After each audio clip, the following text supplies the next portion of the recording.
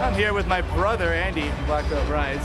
Long lost brother. We're standing outside on a lovely day, smoking a cigarette.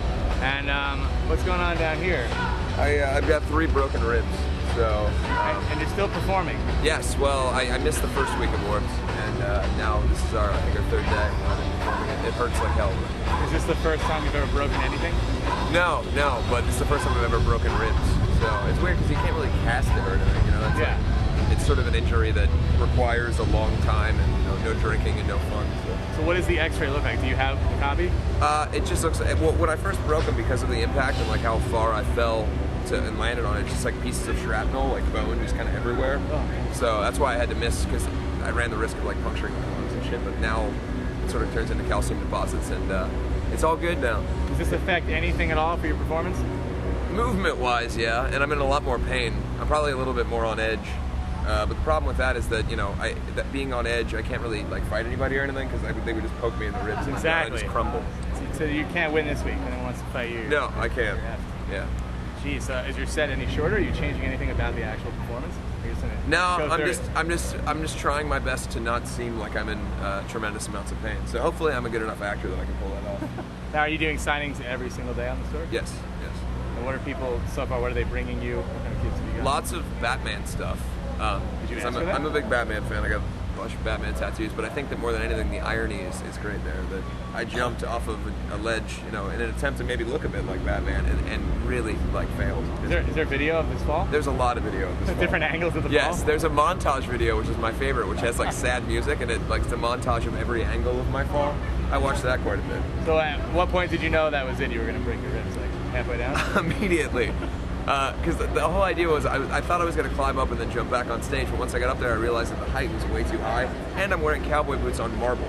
So I'm like slipping around and trying to, like, you know, not give in to the audience the fact that I have no idea what I'm doing. Yeah. So once I'm up there, the thing I should have done is just walk back down casually and finish the show, but that would have been admitting defeat. So instead I decided to try to jump down one and then down to another one, but I immediately fucked it up. Yeah, I cracked a bunch of ribs. So that wasn't even the last song? I had to finich the show. That was it? It was the second song, and I had to finish it. I had to get up and finish it because I felt so stupid that it was a requirement to do it. I mean, you can't like beef that hard and be like, well, that's it. Sorry guys, I'm done. So you know, the adrenaline and everything sort of got me through the rest of the show, and then immediately passed out. Were you doing a signing after that, or no? You were just done? No, we're done after that. It was sort of funny though, because by the time I got back to the elevator, Matt Good and Jeffrey were there, and those are the only 2 people that were with me. So we went to the hospital. I was in full makeup, and it was Jeffrey carrying me in a wheelchair through triage. So I want to see a video of that. Yeah, it was a great. I'm sure it was a great visual for all the other people at the hospital. And they tested me about 14 times to see if I was on drugs, which was, I was like, no, I broke my ribs, and I had to do like 14 piss tests to prove that it was just my ribs that were broken. They sponge baby and get all the makeup off? They tried to, but the thing was that they didn't understand what it was, and I think like a couple of them thought I had some sort of skin disease, so there were doctors who were really wary of touching me. Yeah. Like I tried to shake one's hand, and they weren't having any part of it. But I tried to explain, I'm in a theatrical rock band, like trying to make, you know, comparisons to what they might understand. Like, you know, Alice Cooper, and they're like, no, you're just like a crackhead who's in here trying to get meds. That's not fair. Alice Cooper is 60, but looks like a crackhead too, right? I suppose so. Yeah. I mean, I love Alice Cooper, so. Of course. Yeah. But if people are coming to this tour, are you changing the set at all if they go to multiple shows? I really like this. You know, we have now having another record out, like we have a much broader scope of stuff we can play. It's nice to not just have like, oh, well, you got, you know, 12 songs and then you're done. So yeah, we're changing it up. We have a basic set, and then we kind of flip-flop the last 3 songs. Are there any B-sides that you didn't put on the record that are out there or not yet? No, I mean we're hoping to, anything that we didn't use for this record, we want to go ahead and make another record as soon as possible. Really? So we kind of want to do at least a record a year, because we feel like bands used to do that. Now anymore, people sort of rest on, you know, like they have some success and then they're just complacent. I don't really like that. So I like the idea of consistently putting out new material. Do you have an idea for like your next look? Like, would you be like a Slipknot where every few years you change it up completely, or no? I don't know, man. I think that it's going to evolve. It sort of has from the beginning to now, but it's not really like, we don't sit around like, hey, what are we gonna do to change our makeup? Like, it just sort of naturally happens. You know, we change stuff here and there, but maybe. I mean, who's to say what's gonna be in the future? I know that we never want to lose. You know, like you look at bands like Kiss and stuff where they took off the makeup and they changed everything. We really never want to lose that and change the band as it is now.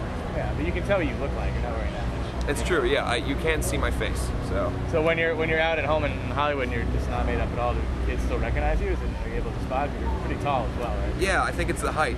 I walk over everybody. And Matt Good's really tall, so you guys live together. So. Exactly. So we're the tall guys that hang out together.